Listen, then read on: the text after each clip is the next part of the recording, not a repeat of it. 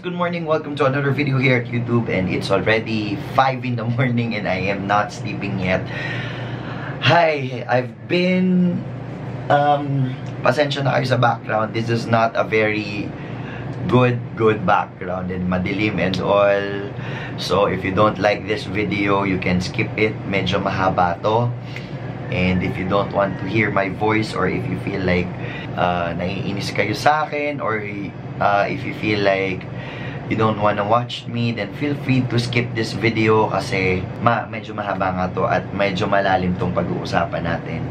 And I decided to do this and film it here because I feel comfortable. This is my safe zone. From the title itself, how is it like to be weird? And I'm going to talk to you about this. It's because we've been getting a lot of haters lately, and comments and rude and criticisms on our channel, advices, all sorts of things. And of course, first off, I would like to thank everyone who is continually supporting our family, my wife, supporting my wife definitely, and of course supporting me. And I'm very happy because you guys are supporting my wife kasi I am her greatest fan. And I'm really proud kasi I'm going to say this, and I'm really proud kasi I found someone who is like my other voice. And when I feel like I'm really down and I feel like I'm lost, yeah, and this goes to you, babe, dahil we've been through a lot, and I just wanted to share to the whole world, like, I'm really proud of you. Thank you guys for supporting her, because hindi rin siya ganyan bago nyo pa siya nakilala dito sa video. She's not like that. She's a different Nina before. And of course, siguro dahil na rin tumatanda kami, and we're growing and we're learning along the way. So thank you so much, guys, for supporting our family. And the reason why we have put up this channel, like what we said, hindi naman namin talaga to plano. And dun sa mga nakapunta sa meet and greet, I think I have explained a lot of things to you guys there, and I will just repeat whatever it is that I said there. So dun sa mga nakapanood, kung alam nyo na yun, you can skip this as well. Pero yun, it's never planned that we did this channel. It's not in our plan. So the main purpose of our channel is actually for business, pero it didn't work out that way. Napunta kami sa vlogs, and dumating yung mga videos for Nina and all that. The reason why we put up this channel is to inspire people, and I am the weird one, but we are not the usual family, the usual couple. And that by saying it's because a lot of you might already think that I do my own makeup, I like makeups, and I do stuff that normally most men do not do. I speak differently, I think differently, technically, whatever it is you see in me, you think I'm gay, just to make it short. This video is not to explain, but to empower everyone watching this, that whoever you are, whatever it is that you are going through right now, whatever it is that you feel na parang may mali sa inyo, don't worry, guys, kasi I'm also feeling that as of this moment. When I saw those comments, I felt like it's like I felt that there was a defect on me, and I kept on thinking for the past couple of days about those and contemplating, and I realized that the reason why we did this YouTube channel is to show our authentic self and to empower ourselves just by showing you who we really are. I'm letting you see who I am. I'm letting you see my wife, my family, my daily life, the way I speak, the way I talk. And it's not easy to be weird. I'm going to tell you that it's not easy to be weird. And doon sa mga nanonood sa amin, if you feel like you are different, and if you feel like may mga ibang tao na nag-criticize at nag-judge sa inyo because you are different, or you are not the usual, out of their context, or you're out of their definition. Kasi gano'n naman tayo eh, pag wala sa definition natin yung isang bagay, na ano tayo, nayayanig tayo. So, naiisip natin, para mag-fit yung nakikita natin dun sa idea natin, dun tayo nagsa-start mag-label, no? Every person has a different story. And my story, and I will take you back in my time, kaya ako ganito guys, kasi as I have told you before, I've been into a therapy session with Miss Tony D. Siya yung naging guest speaker namin doon sa meet and greet namin. And I owe her a lot for all the things that I have learned on how to deal with myself, how Nina deals with her issues, and how we handled ourselves. Hindi rin ganun kadali naharapin yung katotohanan. At ano ba ang katotohanan? I went through the therapy session because I had issues with myself, because I felt I was so ashamed of myself, because I wasn't able to show my authentic self. And what is my authentic self? I was sexually abused when I was a very, very young child. At the age of 6 and 7, I can barely remember my age that time, but I know that I was very young then. I was sexually abused for almost a year and a half. When I say this, it's like normal kasi it's easier for me to tell my story na kasi I've been over it. But the reason why I'm telling you this, it's because maybe a lot of you guys have been through the same situation as me, na you had a traumatic experience and you felt you are so ashamed of yourself that you're scared to get out of there, and you are scared to be who you are. Kasi that time when that happened, I was so confused. Kasi bakit kailangan mangyari yun sa akin at that very young age? Well, my mom is a single mom and mahirap lang kami. Hindi kami mayaman. And that time, life was very hard. And my dad left us when I was very young. I was still a baby when he left. And I'm not mad at my father, because if it weren't for that situation, I wouldn't be the person that I am now. And I'm very proud of myself because I know that I can bring a lot to you guys, and I think I can inspire more people, and that's what I'm doing. And with that situation na ako lang mag-isa, na yung actually dalawa kami ng sister ko, pero that we are 16 years apart, and my sister has her own life that time. And technically, when I was growing up, my mom had to raise us up alone. She has to work double, and she has to work, and her work would constitute working in the morning after ihatid ako sa school, uuwi siya sa galing work sa client niya para sunduin ako sa school.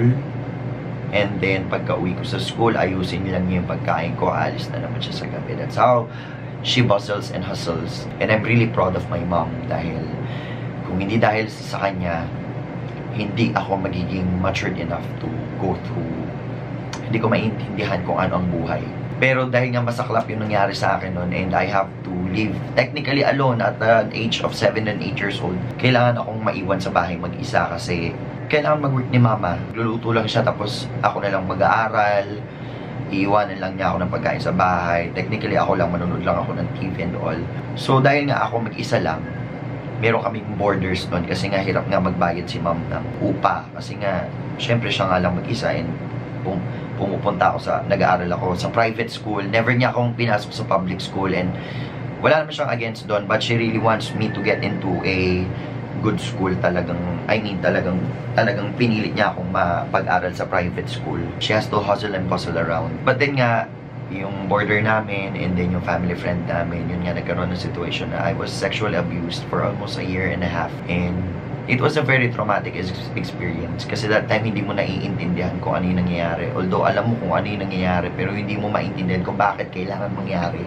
And siguro nagtatanong kayo bakit hindi ko masabi sa mom ko, kasi I was so afraid of telling her. If I tell her, baka hindi na mag-work ang mommy ko, hindi mas lalo kami mahirapan. So at that very age, I knew exactly how to sacrifice myself. Kasi if I did say kay mama kung ano yung nangyayari sa akin, Alam ko, hindi ako mapag-aral sa private school, hindi kami makakakain.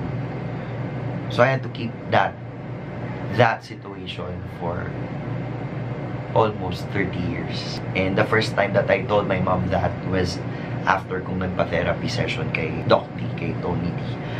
And sa sobrang tagal, para siyang kalyo, sobrang kapal na niya. So akala ko okay ako, akala ko I was doing okay, but technically, it affected how I think, my life, my relationship, how I decide on things, how I see myself. It affected everything. I think I am defective. Yun yung naging feeling ko, na I was so ashamed of myself kasi feeling ko I'm not worthy of love, I'm not worthy of anything, actually. And as I was growing up, my only comfort was women. Kasi yun lang yung nasa paligid ko eh.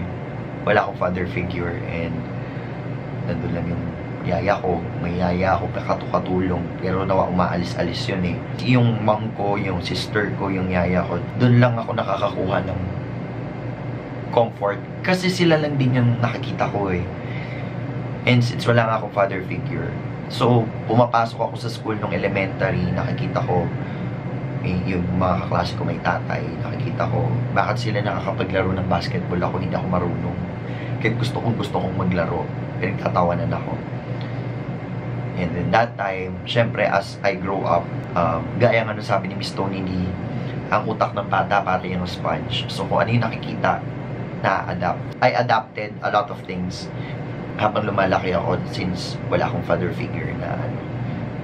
And ang nakikita ko lang nga doon is yun nga, mami ko. And that time, my emotion was attached to my mom. Nakikita ko yung hirap niya, yung pagod niya, lahat. Naiintindihan ko yun. So it was easy for me to get along with women. As you can see, mas madali ako makipag-communicate. Sinabi ko to sa meet and greet, mas madali ako makipag-communicate sa babae kaysa sa lalaki.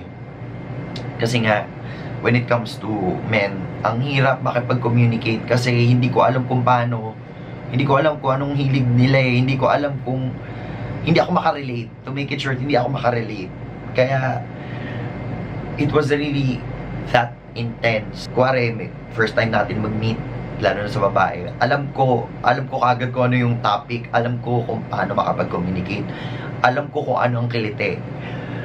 Yun ang advantage ko naman, na I think is a plus factor for me because I can easily get along with women. Yun lang naman yung akin. Pero pag sa lalaki, sobrang hirap talaga. And I had so much struggle with it. Or like really struggle.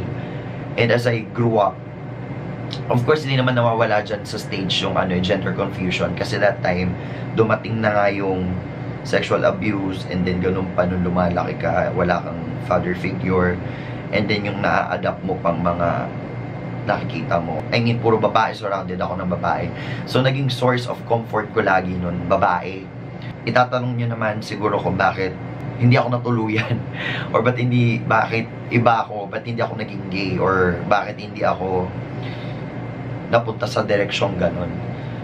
Well, it's a different story for me, guys. Like what I said, ang tao hindi pare-pareho ang storya. We cannot stereotype people with labels din kasi hindi mo pwedeng sabihin na kung ganito si A, ganito si B, at pwede rin si C.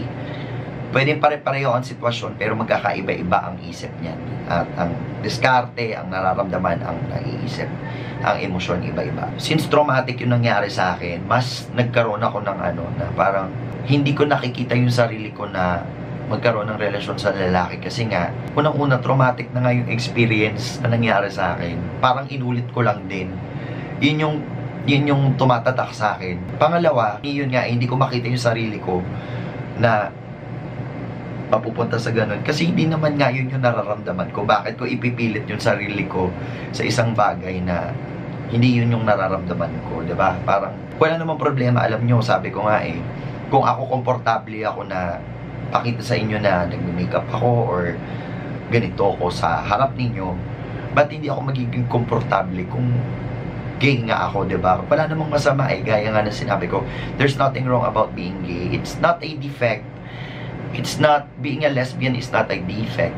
Being who you are, if you feel na may mali sa'yo, it's not a defect. That's who you are. Ano lang nagiging perception lang kasi ng tao na, yun nga, dahil nga ganito, nakikita mo sa iba, feeling mo ganito. Parang ganito lang din yan kung, lalo na sa mga girls yun, ang majority ng viewers natin is girls. Kung ikaw ba gumagawa ng mga gawain panlalaki, does that make you lesbian na? Or, let's say, kung mahilig kang mag-basketball, or let's say, like mahilig kang magbutingting ng mga electric dyan, diba? And, yun nga, kaya siguro nagtataka kayo kung ba't ako mahilig sa makeup. It's because, yun, ever since kasi, nag-start ako mag-work, yung dati kong manager, kasi dati hindi talaga ako nag-aayos ng mukha. Then, yung manager ko dati, kasi nga guys, as you may know, nagbabanda ako, kumakanta ako, okay? So, I started before, way back 2008, and never naman ako nag-aayos talaga ng mukha.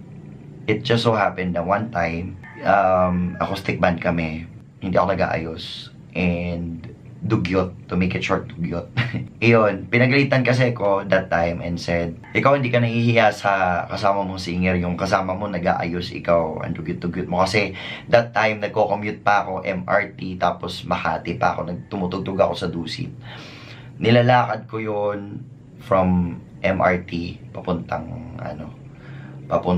Dusit. Sipin nyo, pawis na pawis ako doon sa set ako, wala man lang ako ayos. So, doon parang medyo nagising ako noon kasi parang napahiya ako.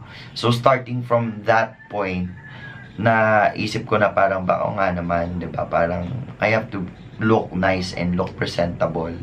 Hindi naman, syempre naman, saan ba naman kayo nakakitang singer na harap sa entablado na mukhang haggard, diba? Syempre naman, sino ba naman magaganahang manood sa inyo kung mas maayos pa yung nanonood sa'yo kaysa dun sa nagpe-perform, diba? So, yun, doon nagsimula yun hanggang sa panichido lang, hanggang sa, yun na nga, katagalan, nung natuto actually, nag-upgrade na lang ako nung natuto si Ninya mag-makeup. Doon na rin ako natuto kasi, yun nga, diba nga guys, sanay akong, mas madali ako makipag-mingle sa babae. So, syempre siya, lagi kong kasama, para saan ba yan, ganyan. So, natuto rin ako sa kanya. Kaya marunong ako mag-makeup. Yun. And I don't see anything wrong naman with learning how to do makeup. Actually, it's an art. And it's fun din naman. Kasi nakikita ko, ayan, although, hindi naman ako nag-eyeshadow or whatever. Pero I enjoy people doing other people's makeup. Kasi nakikita ko yung transformation. And I think we have to celebrate that. Wala namang masama doon. Yun nga lang, hindi lang ako yung normal, hindi ako yung lalaking usual.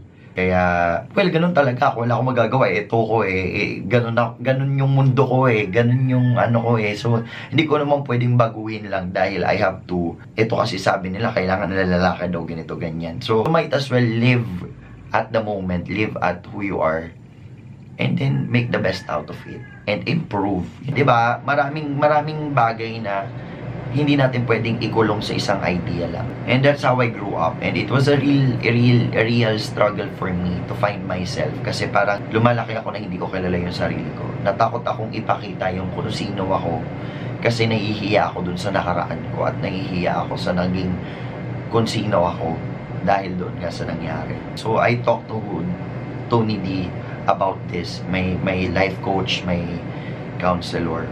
And I asked her why I feel this. She helped me realize a lot of things that all my struggles nung bata ako, nadala ko hanggang paglaki, naka-apekto siya sa buong pagkatao ko. So, gaya nga ng sinasabi ko doon sa mga other videos ko, kung meron kayong mga past experiences na traumatic, it really affects your decision in the future. To make the story short, what you see in me is what you get. This is my authentic self. That's why I'm weird. That's why I'm weird and they called me weird. And I call myself weird because I'm not the usual guy that you see, and I'm different. My family is different and my relationship with my wife is different. And I don't see anything wrong with that. I want to break the barriers of YouTube na pagbabae, kailangan ganito lang. Pag lalaki, dapat ganito lang. Pag family, dapat ganito lang. Kailangan hiwalay ang channel ninyo or dapat may sarili kang channel. No. We built these videos, we built this channel because this is the wholeness. Ito yung authentic self namin. We don't care about the numbers.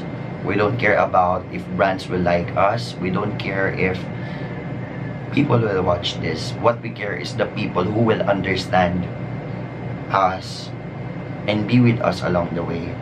We would like to focus on the people who will go through us with the journey, kung ano man yung mga journey namin sa mga susunod.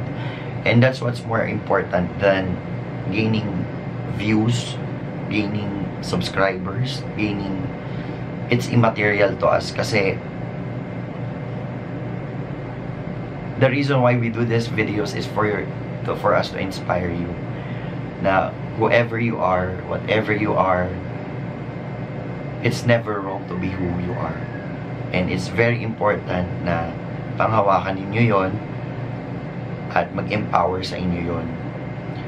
There are times na mahina ako, na nagda-doubt din ako sa sarili ko, like on the past few days that, you know, I was reading all the comments. Pero try to reconnect with yourself and try to change your perspective in life.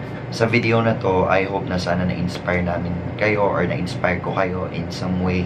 At sana maging inspirasyon din ako sa inyo sa mga napagdaanan ko sa buhay. Never ako nag-give up. And sa mga nangyari sa akin, eto, nandito pa rin ako. And ang pinaka-importante sa buhay is how you become the person that you are meant to be. Your purpose. Yun talaga eh. Sa mga naka-experience ng trauma, ng mga sakit, mga abuse, don't let it get into you. Find a way na maging strength nyo siya. May mga times na panghihinaan kayo ng loob, pero huwag kayong bibitaw dahil darating yung time na kakailanganin nyo yan para mahanap ninyo yung sarili ninyo. Huwag kayong mahiyang lumapit sa mga taong makakatulong sa inyo na talagang handang makinig at handang i-guide kayo sa tamang direction. And that's all for the video for today. And yun, I expect haters pa rin. Of course, I think there will be someone who will be disliking this video as well pa rin. Pero I don't care. And doon sa mga nagko-comment doon ng mga suggestions and all, yeah, we will take it into consideration. So if you can see me talking about, you know, mas madali ako magsalita, mas madaldal ako kasi yun talaga ako eh. And si Ninya, hindi naman kasi siya yung people person talaga like me. Ako kasi mas ma-PR ako. Si Ninya kasi mahihain. So kung napapansin niyo sa mga videos namin na mas madaldal ako kaysa sa kanya, eh ganun talaga po kami. Hindi naman siya pwedeng mag-pretend na madaldal siya na hindi naman siya ganun. Although she wants to improve and she is improving, pero it will take some time and, you know, it's a process. Hindi naman yan basta-basta. But mainly, again, I'm going to tell you this na our channel is made to inspire. We don't care about the brandings and all. So what you see in this channel is the reflection of ourselves. So kung nakikita nyo na halo-halo yan, it's because that's us. I mean, kung may vlogs dito, kung may makeup doon, kung ano-ano dyan, it's a combination of us. So, you know, we will leave you there at that. If you like this video, don't forget to give us a thumbs up. And if you have any comments or anything that you want to share, you can put it in the comment box below. And of course, follow us on our social media and subscribe on our channel, guys. If you were able to finish this video, thank you so much. And I hope that God will bless you more. I hope that everyone who watches this will be enlightened, and I hope that the blessings will pour out to you after watching this video. So have a great morning, guys.